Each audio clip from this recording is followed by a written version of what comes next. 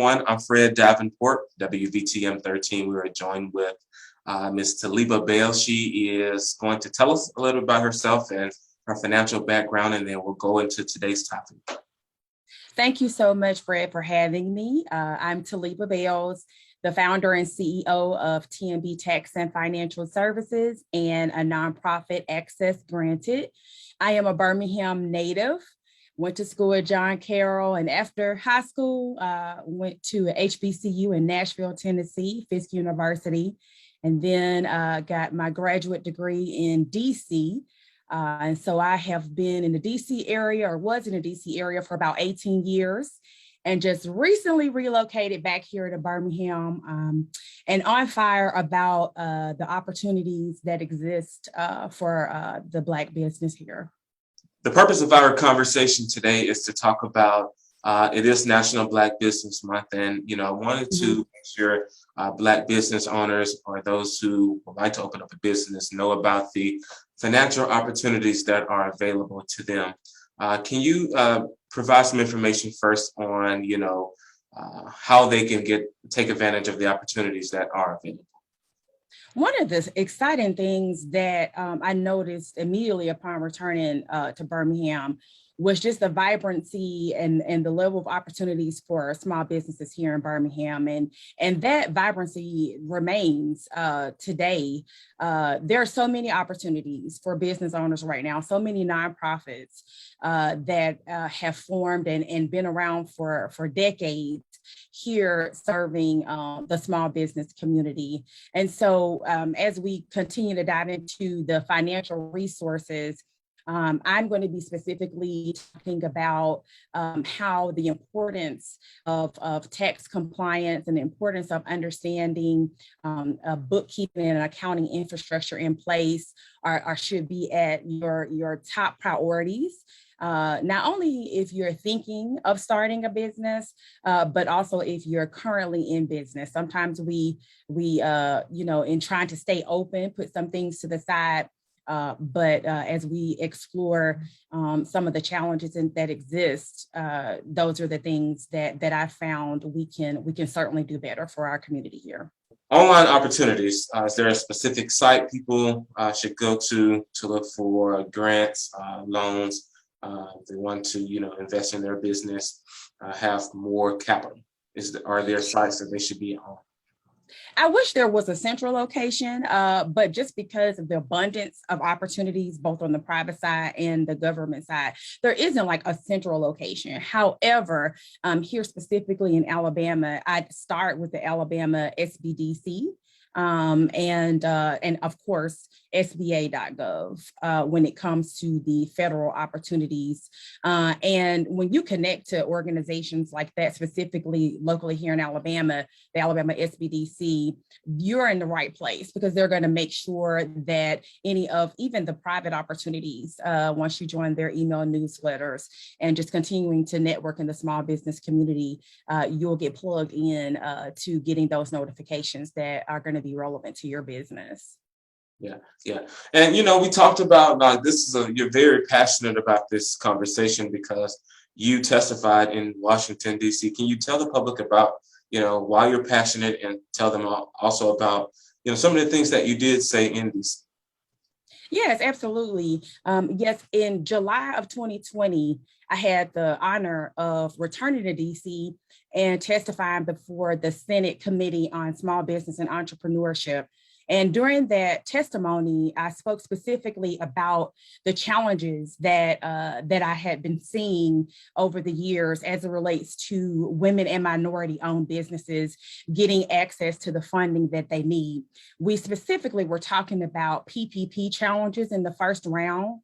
And so from that experience, it just really lit my passion on fire, reignited it to roll up my sleeves and to continue engaging on the front lines with women and minority businesses when it came to areas such as tax compliance and areas such as understanding the importance of having clean books, and financial records. And so our niche client really over the years has been those businesses that need a little tender loving care, that need to have, a hand in hand walking experience if it comes to needing to be caught up on a couple of years taxes or needing to know what your numbers are. That's really where our experience has come from, and why I was invited to come and testify specifically to that fact, because during the first round of PPP, myself and 6 other African American accountants and bookkeepers together collectively secured over $1.5 million for women and minority-owned businesses, because we stood up to the challenge to get businesses where they needed to be bankable. Mm-hmm. So over time, have you learned about other businesses who are still having a hard time getting money, or those who would like to start a business? Absolutely. Unfortunately, that the gaps that I talked about still exist. And one of the things that even after the small business recovery efforts that the federal government and local and private organizations have rolled out to our businesses, the pattern that I'm seeing is that it still boils down to tax returns and knowing your numbers. Even when it comes to, like with PPP, you had to have filed your taxes. With EIDL, as those of us are finding before and even now, again, you have to have filed your taxes. You need to know your numbers month to month, comparison year to year. The private grants are asking for your numbers, it's inescapable. It is inescapable. And, these challenges existed for us well before the pandemic. And one might assume, well, things will be easier for me to apply for this money. These grants should be easier, right? Because I'm trying to keep my business open during the pandemic. And unfortunately, it's still going to require those things. And so what I say to business owners all the time is, again, let's prioritize this, because if you cannot account for all this hard work that you've been doing to stay open in the pandemic, and when I say account for, I mean have your taxes filed, know your numbers, have a system in place, then unfortunately you still will be sitting on the sidelines when it comes to any type of small business recovery opportunity. So they really need to invest in those resources first to make sure the numbers are organized, and they get the reports are accurate. So that's what you're saying. You spend a lot of time, so that's very important. It's very important. And even if you're in the startup phase. So of course, when we're talking about pandemic and small business recovery, I was talking about businesses that have been in operation, obviously before the pandemic started. But this should just be a nationwide conversation within our communities from the onset. When you have the concept in your mind, when we think about launching should very well include a tax filing strategy, a tax complaint. Do you have to file sales tax?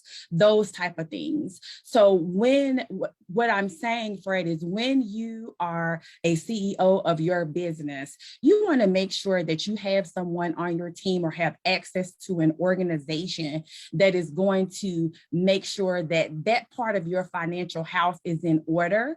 And though it may be a steep hill for some or not a steep hill, you still want to make sure that you've plugged into the right person so that that side of your financial house is in order. Okay. All right. So how can people follow you? How can people, if they would like to, chat with you, get your help in the future, how can they follow you? Absolutely. So we're on Instagram and Facebook and LinkedIn. The easiest way is going to be to search hashtag the Bankable CEO.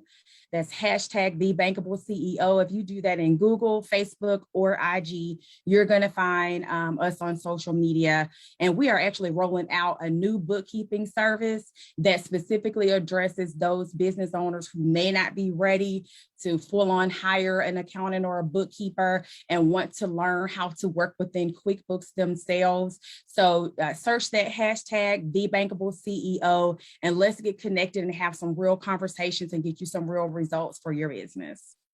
Sounds good. All right. Do you have anything else? Nope, that's it. Thank you for the opportunity. You're welcome. All right. We'll have this story on WVTM13.com and also tonight on WVTM 13 at 10.